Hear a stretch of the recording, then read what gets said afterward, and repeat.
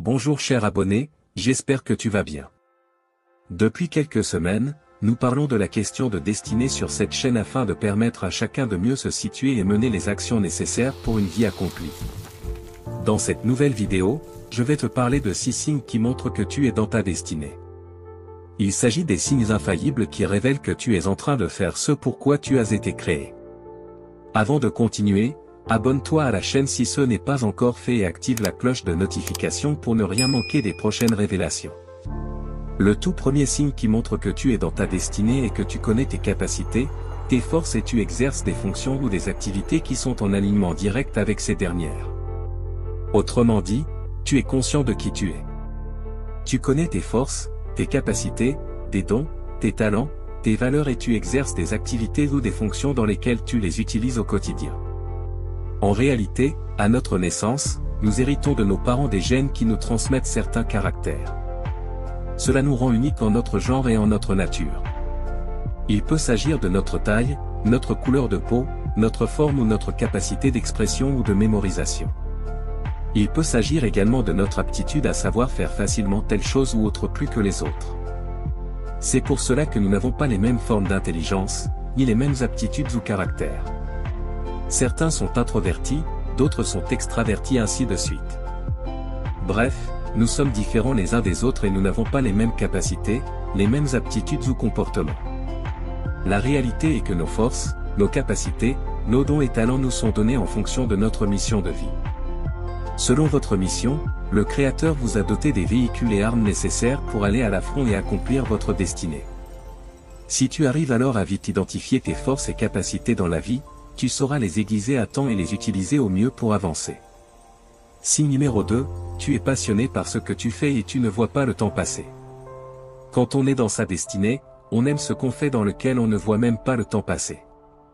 Si tu n'as pas de la passion pour le travail que tu fais actuellement, il est fort probable qu'une minute représente des heures pour toi alors que si tu es passionné par ce que tu fais, tu peux faire des heures là-dessus sans ressentir même la faim. Autrement dit, on ne voit pas le temps passer quand on fait ce pour quoi on est créé. Imagine que dans ton service ou le travail que tu fais actuellement, on met tout à ta disposition. De l'argent pour payer tes factures, tous les moyens à ta disposition pour vivre convenablement. Serais-tu toujours intéressé pour continuer de le faire très bien et avec passion? Si oui, tu es sur le chemin de ta destinée. Tiens bon et avance avec fierté. Si ce n'est pas encore le cas, ne te décourage pas, continue de chercher. Signe numéro 3, tu n'envies plus les autres. La nature humaine nous amène presque tous à développer des complexes vis-à-vis de quelqu'un qui a accompli quelque chose dans laquelle on a échoué. Cela peut nous amener à commencer par douter de nous-mêmes et aller jusqu'à envier l'autre qui est arrivé à faire ce qu'on n'a pas encore réussi. Pour celui qui connaît ses forces et capacités et qui sait que nous sommes différents les uns des autres, il ne se compare à personne. Il sait que chacun a ses capacités et sa mission. Donc, si tu atteins le niveau où tu n'envies plus les autres, où tu es content du succès des autres, tu es sur le chemin de ta destinée. Signe numéro 4, tu es devenu une solution pour les autres. En réalité, les capacités, les dons ou talents que Dieu a déposés en chacun de nous sont pour les autres. Et c'est en exprimant notre potentiel et en nous mettant au service des autres que nous récoltons en retour les avantages qui vont avec. Une personne qui a le don de bien chanter par exemple ne va quand même pas se cacher dans sa chambre pour chanter pour lui-même.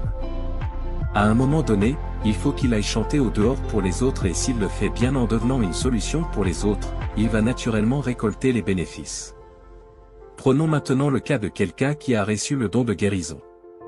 S'il prie pour toi, tu guéris automatiquement quelle que soit ta maladie. Dieu ne lui a pas fait ce don pour lui seul mais pour les autres. S'il prie pour les malades qui recouvrent la guérison, il sera traité plus qu'un ministre ou un président. Il ne manquera de rien. Voilà comment votre destinée peut vous propulser à des niveaux dépassant l'entendement humain. Ceci étant, vous n'allez jamais manquer de quoi vivre si vous êtes dans votre destinée. Ceci s'applique à toutes les fonctions ou missions de la vie.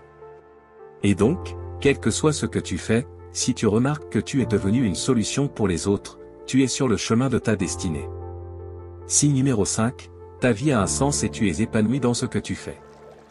Vu que la destinée est comme un voyage d'un point A depuis notre naissance vers un point B pour l'accomplissement d'une mission qui est le plan de Dieu pour notre vie. Quand tu es dans ta destinée, on ressent une certaine paix intérieure. On sent qu'on vit pour quelque chose de noble et forcément, on est épanoui. Si tu es épanoui dans ce que tu fais actuellement et tu connais le sens de ta vie, tu es dans ta destinée. Signe numéro 6, tu as confiance en toi.